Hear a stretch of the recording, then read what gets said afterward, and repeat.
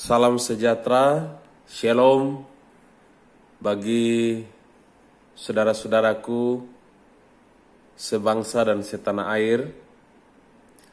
Kita bersyukur karena belum lama ini kita merayakan Hari Kemerdekaan Republik Indonesia. Kita semua adalah warga negara Republik Indonesia. Dan kita ada di bangsa ini dengan beragam macam suku agama.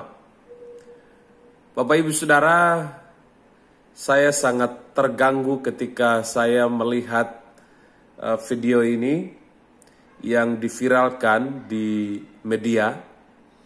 Dan bagi saya sangat tidak setuju dengan cara seperti ini yang menghalangi orang beribadah. Apa sih salahnya ketika beribadah? Saya sekian tahun hidup bersama dengan tetangga saya yang non-Kristen. Bukan saja agama Islam, ada agama Buddha, ada agama Hindu. Tetapi tidak ada untuk melarang orang beribadah. Justru saling mendukung, saling menghargai, saling menghormati satu dengan yang lain. Oleh karena itu, saudara-saudara saya yang melarang orang beribadah di tempat ini, saya kira ini sangat-sangat keliru. Apalagi dengan situasi saat ini, virus corona belum berakhir. Dan pemerintah menganjurkan untuk orang beribadah di rumah masing-masing.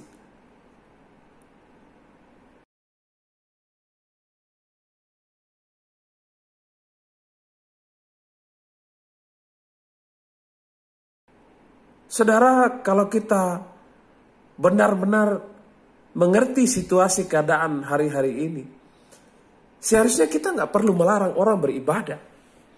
Mau dia ibadah di rumah, dimanapun sebenarnya nggak jadi masalah. Kenapa kita persoalkan mereka beribadah? Oleh karena itu saya selaku warga Indonesia dan juga sebagai umat Kristen, saya sangat berharap kepada pihak pemerintah, secara khusus pemerintah setempat, bertindaklah secara adil. Masyarakat pemerintah setempat di sana, saya berharap mari kita kembali kepada Bhinneka Tunggal Ika. Kita berbeda tapi satu bangsa Indonesia. Oleh karena itu, saudara-saudara saya yang Kristen, walaupun saat ini mungkin sulit sekali untuk mau buat tempat ibadah atau gereja, mengurus surat izin gereja,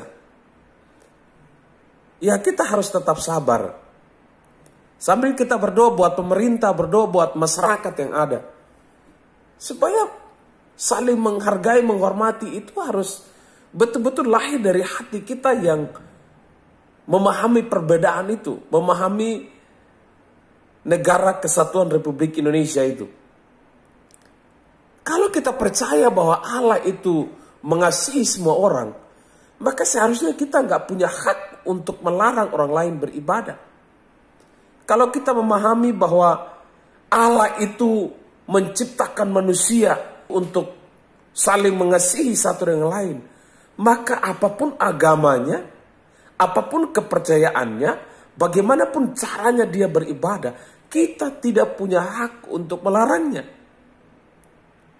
Nah, oleh karena itu saudara, dari video ini yang saya lihat, saya berharap ke depan tidak lagi terjadi hal-hal yang seperti ini. Ingatlah bahwa Allah mengajarkan kita untuk saling mengasihi satu dengan yang lain. Allah mengajarkan kita untuk tanpa memandang suku, agama, ras. Sebab Allah mengajarkan kita untuk saling mengasihi satu dengan yang lain. Isa Al-Masih itu datang ke dalam dunia itu untuk mengorbankan dirinya, Untuk siapa? Untuk manusia berdosa, termasuk saudara dan saya. Dengan maksud supaya manusia itu saling mengasihi satu dengan lain. Makanya kalau kita melihat ya, salib itu sebenarnya bukan menjadi musuh bagi siapapun. Justru salib itu menjadi jembatan di mana Allah mengasihi manusia dan di mana manusia mengasihi sesamanya. Itu makna salib sebenarnya. Walaupun ada yang berkata di salib itu ada jin. Bagi saya kalau kita memahami sejarah, memahami keseluruhan kitab suci, maka kita bisa menemukan makna yang cukup dalam di balik salib. Yang barangkali sebagian orang melihat salib itu sebagai sesuatu yang menakutkan, sesuatu yang membahayakan. Sebenarnya tidak. Justru salib itulah orang bisa menemukan tujuan hidup. Contoh saja, salah satu orang yang tergantung di kayu salib. Justru di atas salib itulah dia bisa menemukan kehidupan yang sesungguhnya. Dia menyesali perbuatan dosanya selama dia hidup. Dia menghujat Isa Al-Masih, dia menghujat Yesus Kristus. Tetapi kemudian dia sadar di salib itu bahwa sesungguhnya Isa Al-Masih itulah yang menebus dosa manusia, baik dosa dari Adam dan Hawa, dosa orang tua, dosa pribadi, bahkan sampai mati pun itu dosa sudah ditanggung oleh Isa Al-Masih, Yesus Kristus di kayu salib. Nah, oleh sebab itu, saudara-saudara saya yang muslim, saya sangat mengasihi saudara. Bahkan yang bukan muslim sekalipun, saya mengasihi saudara. Saya bertanggung jawab sebagai orang Indonesia, sebagai warga Indonesia.